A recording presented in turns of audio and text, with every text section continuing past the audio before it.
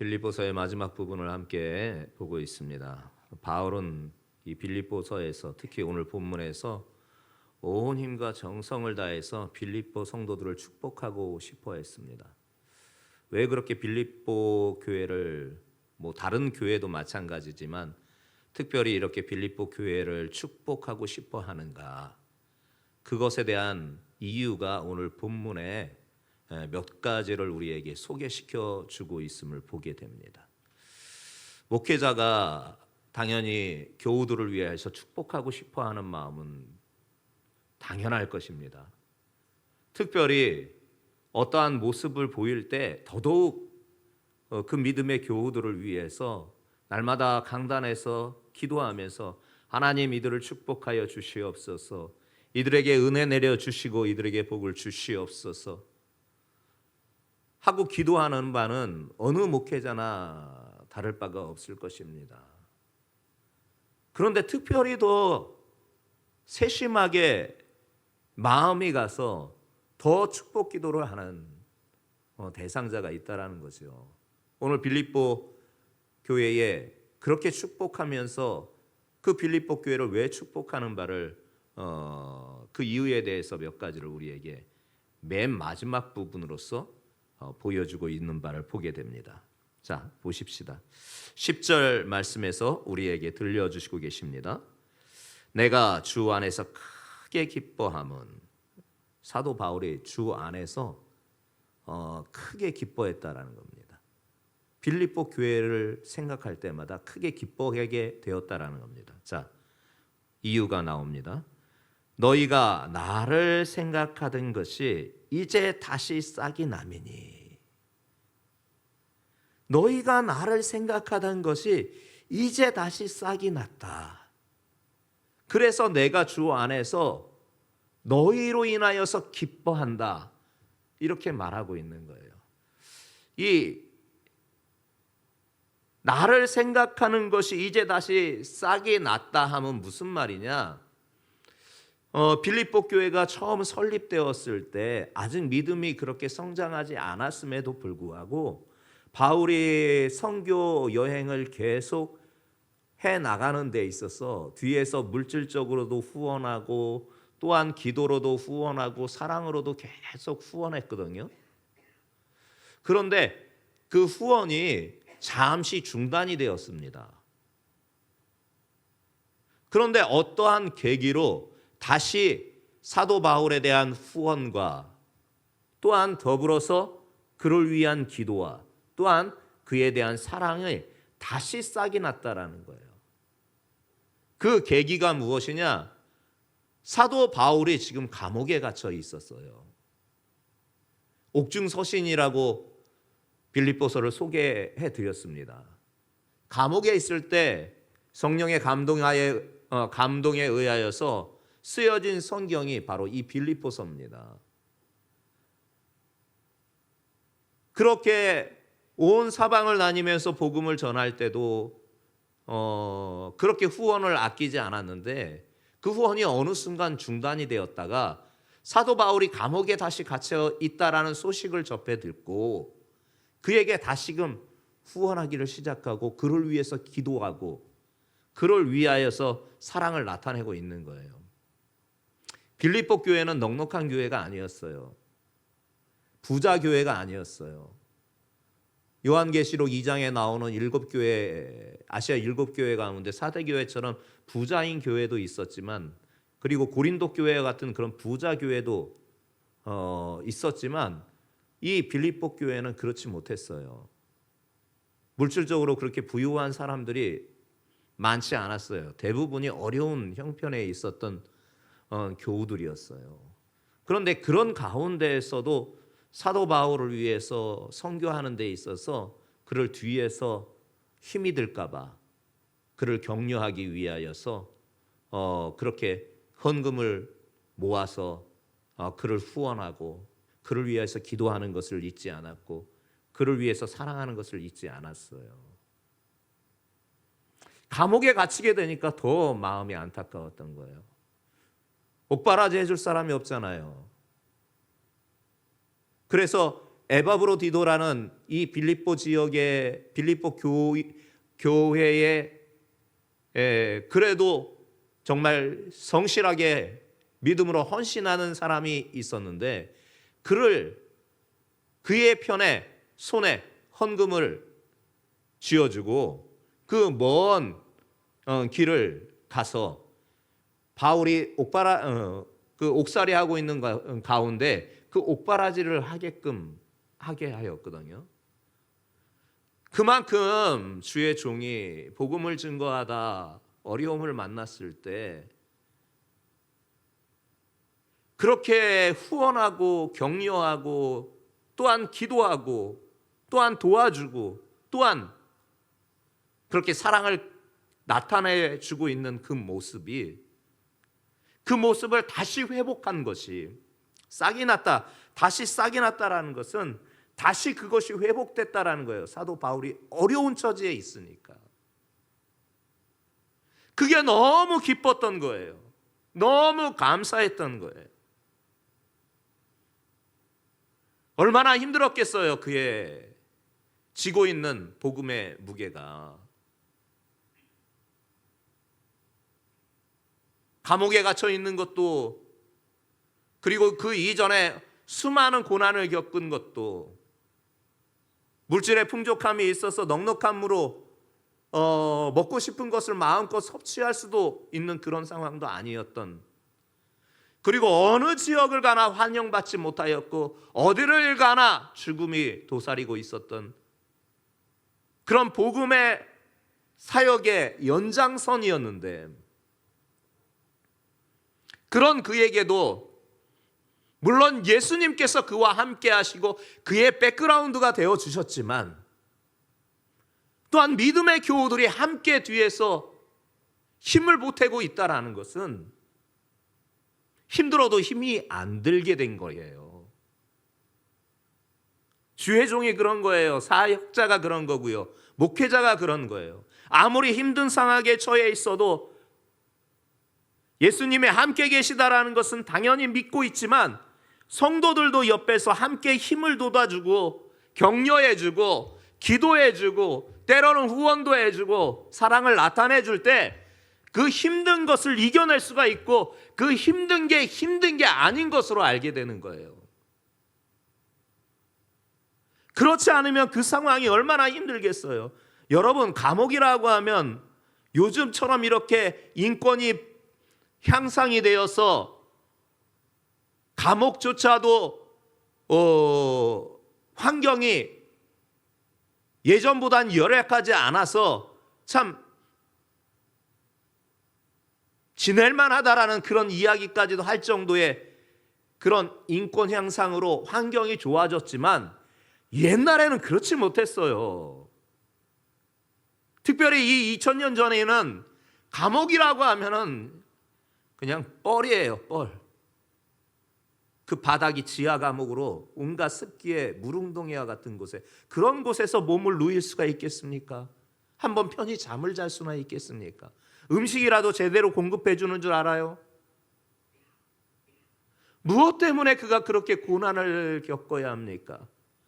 무엇 때문에 그가 그렇게 아니 겪어도 될 일들을 그렇게 겪어야 됩니까? 오직 복음이었습니다. 복음. 정말 인간적으로는 견디기 힘든 상황과 환경이었지만 그 인간적으로 견디기 힘든 상황과 환경 가운데서도 그가 힘있게 이겨낼 수 있었고 딛고 일어설 수 있게 했었던 것은 첫째, 예수님이 함께 계시다는 믿음이었습니다. 둘째, 믿음의 교우들, 사랑하는 교우들이 나를 위해서 기도해주고 나를 위해서 격려해주고 나를 위해서 협력해주고 나를 위해서 후원해준다라는 사실이 있었기에 힘든 게 힘들지 않을 수 있었던 겁니다. 아니 그러면요, 그런 환경과 그런 상황에 아무리 사도 바울이 할지라도 힘들었을 겁니다. 어려웠을 겁니다. 복음의 사역에 대한 회의도 찾아올 수도 있지 않을까 싶은 생각도 듭니다. 그러나 예수님이 함께 계시고 사랑하는 믿음의 교우들이 나를 위해서 기도해주고 나를 위해서 사랑을 나타내주고 협력해주고 그리고 아낌없는 지원을 마다하지 않을 때 우리는 이겨낼 수가 있는 겁니다. 혼자는 못해요. 혼자 힘으로는 일어설 수가 없는 거예요. 혼자 이룰 수 있는 것은 극히 미약합니다. 함께 할 때 큰 역사가 나는 거예요. 우리 속담에도 그런 말이 있잖아요. 배치장도 맞들면 낫다. 배치장의 무게가 얼마나 됩니까? 근데 그것도 맞들면 낫다라고 하면서 서로 협력할 때 그것이 더 큰 힘을 발휘한다라는 교훈을 주지 않습니까? 우리 성도들은 사도 바울과 같은 이런 환경에 처하고 상황에 처해 있어도 예수님이 나와 함께 하시고 믿음의 교우들이 나를 위해서 기도해주고 나를 위해서 뒤에서 나보다 더 눈물을 흘려주고 애써주고 지원해주고 있다라는 사실을 잊지 않을 때, 또한 그런 일들이 있을 때 성도들이여, 우리는 이겨낼 수 있습니다. 우린 일어설 수 있는 것입니다. 우리 안에서 큰 기쁨이 샘솟게 되는 것입니다. 우리 주한교회에 꼭 필요한 말씀이고 지금 이 시기와 이 상황에 이 말씀은 너무나 우리에게 꼭 필요한 말씀이에요. 여러분, 주한 성도들이여, 저는 믿습니다. 우리 성도들 모두가 다시 큰 기쁨의 역사가 나타날 줄 믿습니다. 다시 일어서게 될 줄 믿습니다. 마음을 같이 하고 뜻을 같이 하고 이 어려운 때 같이 마음을 모아서 이겨냅시다. 예수님이 나와 함께 하시고 내 곁에 믿음의 교우들, 사랑하는 믿음의 교우들이 나를 위해서 기도해주고 있다는 사실을 잊지 마시기 바랍니다. 반드시 일어나게 될 줄 믿습니다. 그러기에 사도 바울이 너무 기뻤던 거예요. 다시 싹이 났다라는 겁니다. 이렇게 참 희한하지요? 고난은요 다시 싹을 틔우는 거예요. 여러분, 이게 영적인 비밀이에요. 고난은 우리를 좌초하게 하는 게 아니라요, 고난은 다시 싹을 키우는 겁니다. 다시 싹을 일으키는 것입니다. 믿음으로, 주를 믿는 그 믿음으로 나아갈 때 그 고난은 다시 싹이 나는 겁니다. 다 죽었네, 구루터기만 남았네, 안 죽었습니다. 구루터기에서 다시 싹이 올라옵니다. 다시 올라오는 겁니다. 이게 예레미야에서 하신 말씀이고 이 에스겔에서 하신 말씀 아닙니까? 남긴 자를 통하여 다시 일어서게 하시겠다라는 것을.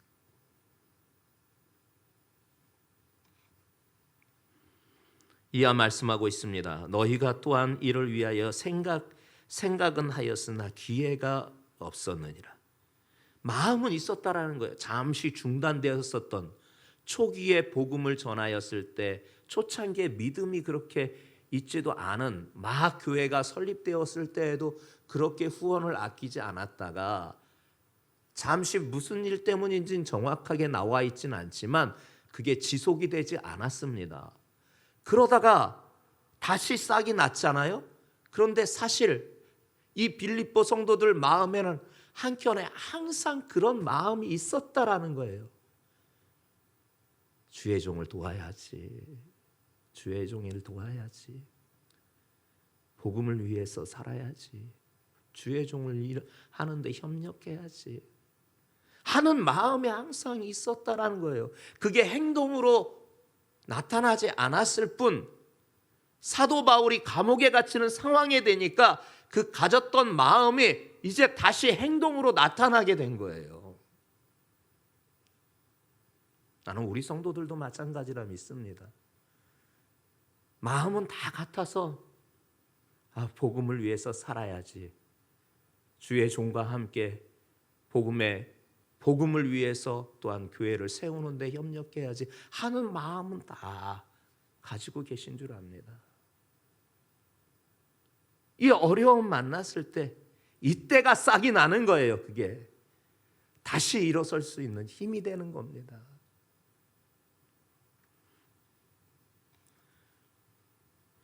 (11절) 말씀하고 있습니다. 내가 궁핍함으로 말하는 것이 아니라 어떠한 형편에든지 내가 자족하기를 배웠으니, 궁상맞게 내가 어려우니까 좀 도와줘라 그런 의도로 말하고 있는 게 아니라는 거예요. 감옥에 갇혀 있으니까 누군가 나에게 영치금도 넣어주고 사식도 넣어주고 또한 때에 맞춰서 그런 웅덩이 같은 곳에 감옥에 갇혀 있으니 갈아입을 옷도 좀 챙겨주고 해야 되는데 자기의 그 빈궁한 상태, 공핍한 상태 때문에 그런 말을 한다라는 게 아니에요. 사도 바울은요, 그런 자리에 처해 있어도 충분히 자족하기를 배웠던 사람이에요. 많은 것이 있어도 기뻐하는 사람이 아니고요, 적은 것이 있다고 불평하는 사람이 아니에요. 사도 바울은 그 환경에 맞게끔 자족하기를 이미 예수 그리스도를 믿는 복음의 길 안에 들어서면서 그것을 자연스럽게 예수님을 본받아서 습득하게 된 거예요. 풍요롭게 살고 싶은 마음은 누구나 다 마찬가지죠. 넉넉하게 편안하게 아무 일 없이 좋은 일만 늘 생기는 상황 가운데 살고 싶은 사람이 왜 없겠습니까? 우린 다 그런 바람 가운데 살아가잖아요. 근데 그런 삶보다도요, 내가 어려움에 처해 있어도 그 어려운 가운데에서도 감사하면서 자족하기를 배우는 사람의 믿음이 바로 세상이 감당하지 못하는 믿음인 거예요. 충분히 감사할 조건이 되고 충분히 감사할 환경이 되고 충분히 감사할 수 있는 그런 여건이 되어진 상태에서 감사하는 건 누구나 못해요. 세리도 하고 죄인도 해요. 그런 건 사랑할 만한 사람을 사랑하는 것, 죄인도 한데도요, 세리도 한데도요, 매국노들도 다 해요. 근데 상황과 형편과 환경이 그렇지 못한데도 불구하고 자족하기를 배우면서 감사할 수 있는 것 아무나 못해요. 믿음의 진가는 여기에서 나는 거예요. 여러분들의 믿음의 분량이 얼마나 되는가에 그 측정 기준이 어디에서 나오느냐? 바로 여기서 드러나는 거예요. 그런 상황에 있어도, 그런 환경에 있어도, 그런 여건에 처해 있어도 그 상황에서도 감사하면서 다만 얼마간에 주어진 일을 가지고도 충분히 감사할 수 있는 그 자세,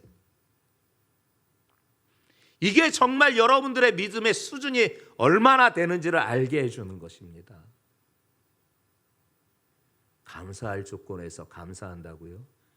믿음의 수준이 요만큼인 거예요. 정말 믿음의 분량이 큰 사람은 그 반대의 조건에 있어도 감사하는 것. 우리 주한 성도들이 정말 장성한 이 믿음의 분량의 사람들 되시기를 주님의 이름으로 축복합니다. 궁핍함 때문에 내가 어려우니까 좀 도와달라는 의도로 사도 바울이 말하지 않았어요. 어떠한 형편이든지 그는 스스로 자족하기를 할 줄 아는 사람이었던 거예요. 여러분은 그보다 낫잖아요. 이제 얼마 안 있으면 죽음을 순교를 목전에 두고 감옥살이를 하는 그런 상황은 아니잖아요. 그런데도 사도 바울은 감사했어요. 저는 안 봐도 보는 것 같아요. 그 상황에서도 사도 바울은 그 감옥에서 찬송했을 것입니다. 기도했을 것입니다. 주변에 다른 옥살이 하는 사람들이 다 들을 수 있을 정도로 즐거운 마음으로 찬송했을 것입니다. 그리고 내 주 예수 그리스도, 나를 사랑하시는 그분을 위해, 그분을 향하여서 항상 기도하기를 멈추지 않았을 것입니다. 이게 믿음의 수준이에요. 이게 믿음의 수준. 이게 영적인 수준이고요. 12절 말하고 있습니다. 내가 비천에 처할 줄도 알고 풍부에 처할 줄도 알아. 모든 일에 배부르며 배고픔과 풍부와 궁핍에도 일체의 비결을 배웠노라. 내가 비천에도 처해봤고 풍부에도 처해봤잖아요. 그는 사도 바울은요, 원래 사울 예수님 만나기 전에요, 그는 정말 출신 성분도 좋은 사람이 있고요, 소위 요즘 말로 엄친아예요. 엄친아예요. 좋은 집안에서 태어났고요, 부유한 가정에서 태어났고, 내세울 만한 가문에서 태어났고, 배울 만치 배웠고, 사람들에게 존경을 받을 만치 그런 존재였고, 남들을 가리키기에 충분한 사람, 그런 수준의 사람이었어요. 근데 예수님을 만나고요, 다 배설물로 버렸어요. 그거 세상의 가치관, 그거 다 배설물로 버렸어요. 왜냐? 예수 그리스도를 아는 지식의 가장 고상함을 깨달았기 때문에 그래요. 그 풍부에도 처해 봤었고, 그 예수 만나서 가장 고상한 지식은 그 예수님 만나서 예수님을 알아가고 예수님을 전파하는 일을 해나가면서 수많은 비천에도 처해 봤잖아요. 근데 일체의 비결을 배운 거예요. 그가 모든 상황 가운데서. 13절, 우리가 잘 아는 말씀인데 사실은 오늘 본문의 배경에서 나오는 말씀이에요. 내게 능력 주시는 자 안에서 내가 모든 것을 할 수 있느니라. 근데 이 말씀은요, 우리가 설교할 때 자주는 안 듣지만 가끔 제가 인용하기도 하는 말씀이기도 한데, 우리가 이 말씀을, 그리고 설교 가운데 이 말씀을 할 때 대체로 인식되는 게 내게 능력 주시는 자, 그러니까 내가 무슨 초자연적인 능력을 받으면 내가 이런 큰 일도 할 수 있다. 즉 내게 은사 주시면 내가 주의 이름으로 병자도 낫게 하고 주의 이름으로 귀신도 쫓아내고, 그런 의도로 이 말씀을 인용할 때가 많아요. 근데 오늘 본문의 배경 가운데 나와 있는 이 의미는 조금 다른 의미예요. 무슨 의미냐? 내게 능력 주시는 자 안에서 내가 모든 것을 할 수 있다라고 한 이 지금 상황이, 이 지금의 상황을 여러분들이 이해해야 돼요. 그가 지금 감옥에서 어려운 처지에 있는 거예요. 어려운 형편에 있는 거예요. 그런 어려운 일을 겪고 있는 상황 가운데에서도 내게 능력 주시는 자 안에서 내가 모든 것을 할 수 있다라고 고백한 것은 나를 견디게 하시는 주님이 계시다라는 겁니다. 이 어려운 상황에, 어려운 환경에, 어려운 여건에 있는 이 상황 가운데서도 이것을 능히 견뎌낼 수 있는 힘을 공급해 주신다라는 거예요. 이 상황을 능히 이겨낼 수 있는 힘을 주신다라는 거예요. 이 상황을 능히 감당해낼 수 있는 능력을 주신다라는 거예요. 그 힘, 그 주님이 그런 상황에서 주는 힘과 능력이 그 상황을 이겨내게 하는 것입니다. 감당할 시험밖엔 주신 일이 없다 하시잖아요. 이미 감당할 수 있는 수준의 사람이기에 그런 일이 생긴 것이고, 그렇다면 내게 그 상황을 견뎌낼 수 있는, 인내할 수 있는 힘, 이겨낼 수 있는 힘과 능력도 그분이 주신다라는 것입니다. 내 힘으로 이겨낼 수 있어요? 못 이겨내요. 내 의지로 이겨낼 수 있어요? 못 이겨내요. 내 감정으로 이겨낼 수 있어요? 못 이겨내요.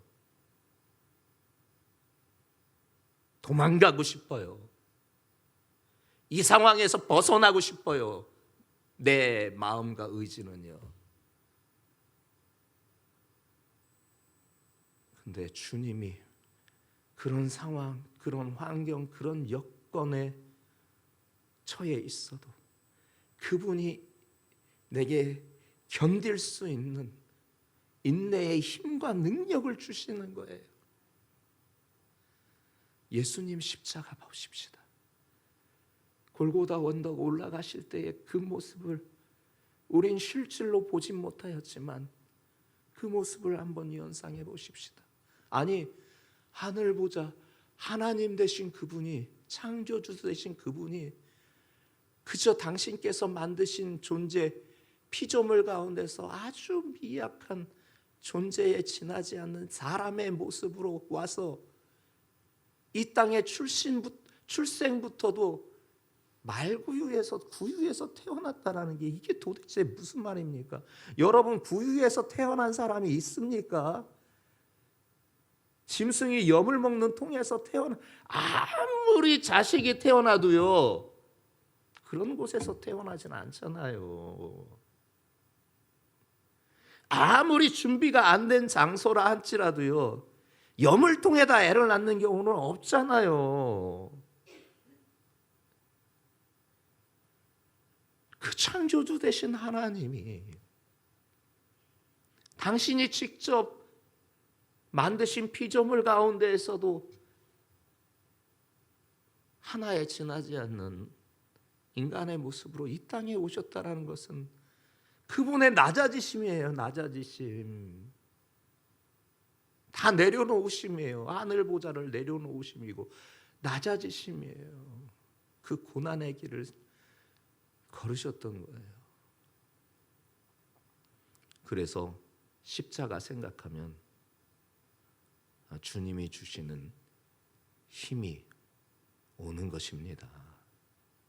십자가를 바라보면 주님이 주시는 능력이 이 상황에 견딜 수 있는 힘으로 오는 것입니다.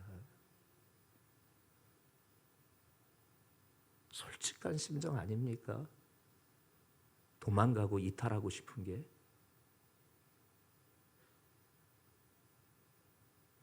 여기서 벗어나고 싶은 게, 그러기에 내 의지로는 안 되는 겁니다. 내 의지와 생각은 그런 거예요. 주님이 힘 주십니다. 주님이 이겨낼 수 있는 힘 주십니다. 극복해낼 수 있는 능력을 주십니다. 이게 바로 내게 능력 주시는 자 안에서 내가 모든 것을 할 수 있느니라, 이 말씀인 것입니다.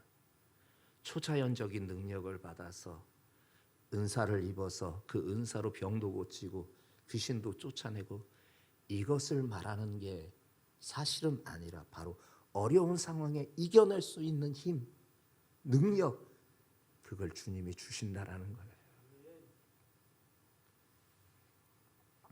14절, 그러나 너희가 내 괴로움에 함께 참여하였으니 잘하였도다. 괴로움에 참여했다라는 것은 사도 바울이 옥살이 하니까 영치금도, 헌금을 모아서 영치금도 넣어주고 사식도 넣어주고 또한 옷도 이렇게 넣어주고, 또한 옆에서 늘 가까이에서 옥바라지 해줄 사람까지도 붙여주면서 그를 위해서 헌신하게끔 하는 이 일을 뒤에서 그렇게 빌립보 교우들이 하였다라는 것입니다. 이것을 사도 바울은 자기의 괴로움에 함께 참여한 라고 말해주고 있는 거예요. 그래서 너희들 참 잘했다. 너희들 참 잘했어. 이렇게 말하고 있는 겁니다. 빌립보 사람들아, 너희도 알거니와 복음의 시초에 내가 마게도냐를 떠날 때에 주고받은 내 일에 참여한 교회가 너희 외에는 아무도 없었느니라.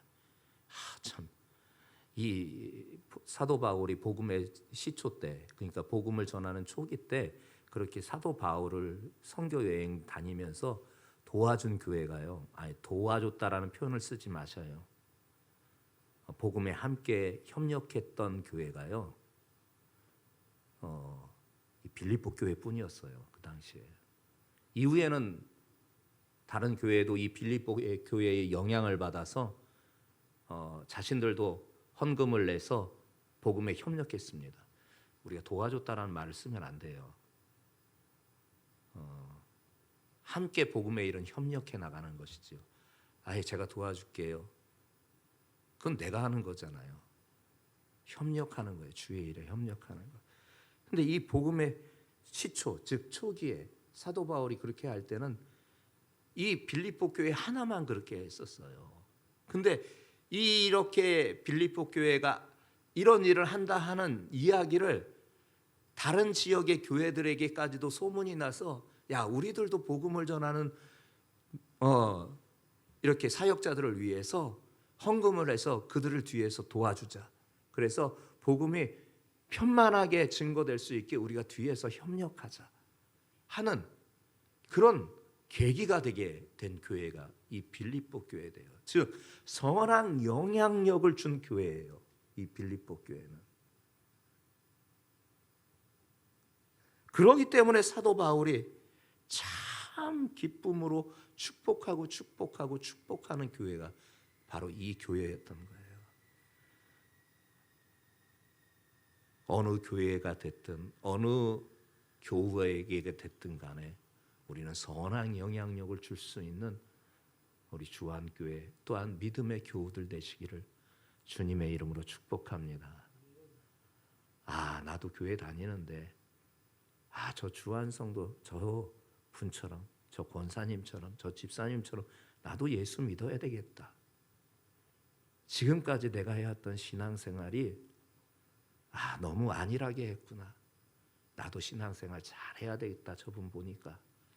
이렇게 신앙에 영적인 도전을 주고 선한 영향력을 줄 수 있는 우리 믿음의 사람들 되시기를 주님의 이름으로 축복합니다. 16절에 말씀하고 있습니다. 데살로니가에 있을 때에도 너희가 한 번, 두 번 나의 쓸 것을 보내었도다. 계속 이렇게 후원했다라는 거예요. 계속 헌금을 통해서 목회자가 쓰는데 복음을 전하는데 부족함이 없게, 목회자 주머니에 지갑에 돈이 비지 않게, 어딜 가서 복음을 전하는 일에 인색하지 않게끔 그렇게 뒤에서 계속해서 도와줬다라는 겁니다. 내가 선물을 구하는 것이 아니요. 근데 오해하잖아요. 사람인지라 이렇게 얘기하는 게 또 돈 요구하나 보다. 또 그럴 사람이 있어요. 정말 성령에 감동하여서 사도 바울을 통하여서 저술된 이 하나님의 말씀은요, 사람의 그 심령을 꿰뚫어요. 똑같은 사람들이 앉아 있는 가운데에서도요, 그래, 나도 이렇게 주의 종을 도와서 협력하여서 이렇게 복음의 사역에 함께해야 되겠다 하는 신앙의 도전을 받는 사람이 있는가 하면, 또 돈 얘기하려나 보구나, 좀 돈 도와달라고 하나 보다, 그렇게 오해하는 사람이 이때도요. 지금 사도 바울도 그렇게 말하는 거예요. 내가 선물을 구함이 아니다. 내가 너희들에게 도와달라고 이 말하는 게 아니다. 사람의 심령을 꿰뚫어 보는 거예요. 지금 하나님의 말씀이라. 여러분 안 그러시겠습니까? 나는 우리 주한 성도들은 안 그러실 줄 믿습니다. 목회자의 입에서 강단에서 증거되는 말씀을 통해서 물질에 대한 이야기가 났을 때 또 돈 얘기하네 하는 것이 아니라 주의 일에 협력해야지 하는 신앙의 도전이 되는 여러분들 되시기 바랍니다. 오직 너희에게 유익하도록 과실이 번성하기를 구합니다. 심은 대로 거두는 거예요. 그렇게 심잖아요. 공짜가 없어요. 하나님의 하시는 일에는 심은 대로 반드시 거두어지는 역사가 있습니다. 그 기한이 조금 혹시라도 만족스러운 시간대가 아닐 수 있어요. 기간이 아닐 수도 있고요. 근데 반드시 심은 것은 주님께서 공짜로 여기시지 않습니다. 가난한 자를 돕는 것도 하나님께 구워주는 거라고 하지 않습니까? 그런데 복음의 일에 협력하고자 하였던 일이 어찌 하나님께 구워준 게 아니겠습니까? 심은 대로 걷게 되는 겁니다. 반드시 심은 대로 걷게 되는 역사가 있다라는 것이에요. 18절 말씀하고 있습니다. 내게는 모든 것이 있고 또 풍족한지라 에바브로디도편에 너희의 주운 바를 받았으므로 내가 풍족하니 이는 받으실 만한 향기로운 제물이요 하나님을 기쁘시게 한 것이라. 이렇게 에바브로디도편에 사도 바울 지금 감옥살이 하고 있는데 가서 옥바라지 좀 해줘라 하면서 그 손에 헌금을 주어줘서 그를 파송시켜서 사도 바울의 곁에서 그를 보살피게 하였던 이 빌립보 교우들의 모습을 보게 됩니다. 제가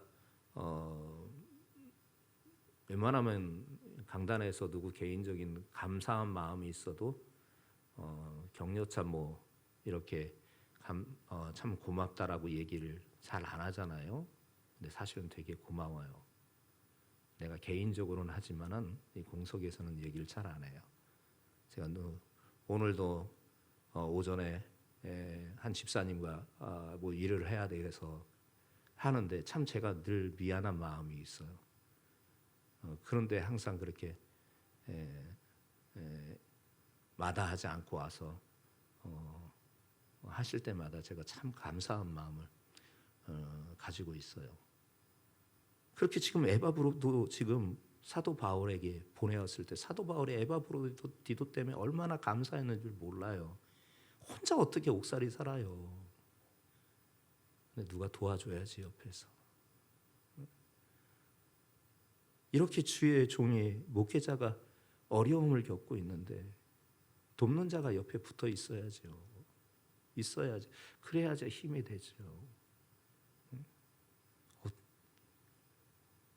19절입니다.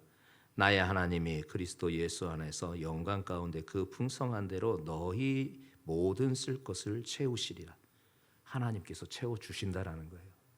사도 바울이 얘기를 하는 거예요. 빌립보 교우들이여 너희들의 그 헌신, 너희들의 그 수고, 너희들의 그 기도, 너희들의 그 협력함 모든 것 하나님께서 채워주신다. 너희들이 심었으니 반드시 너희에게 하나님께서 채워주신다. 지금 이 선포를 마지막 부분에 와서 하잖아요. 빌립보 편지의 마지막 부분. 빌립보 교우들이 이 편지의 마지막 부분에 와서 이 말씀을 읽었을 때 맞아. 우리가 한 일이 우리가 한 것이 아니라 주님께서 마음 주셔서 하게 하셨는데 주님께서 우리에게 큰 은혜 주실 거야. 이 말씀을 보면서 그런 가슴에 뜨거움이 올라오지 않았겠습니까? 그러면서 마지막 축도하는 부분 나옵니다. 하나님 곧 우리 아버지께 세세 무궁토록 영광을 돌릴지어다. 아멘. 너희는 하나님께 영광을 돌려라. 하나님께 영광을 돌리는 삶을 살아라. 한 가지를 추가합니다. 마지막 인사합니다. 그건 뭐냐? 믿음의 교우들에게 항상 안부 전해라. 무난한다라는 게 안부 전하라는 얘기예요. 여러분 믿음의 교우들에게 안부를 전하십시오. 지금 한 권사님께서 나오지 못하는 얼마나 교회 나오고 싶어 하시는지 이런 말할 수가 없습니다. 근데 나오지 못하시기는 그 상황이, 그분은 죽으면 죽으리라고 신앙생활하는 분인데 제가 매주마다 오셨나 하고 그 자리를 쳐다봐요.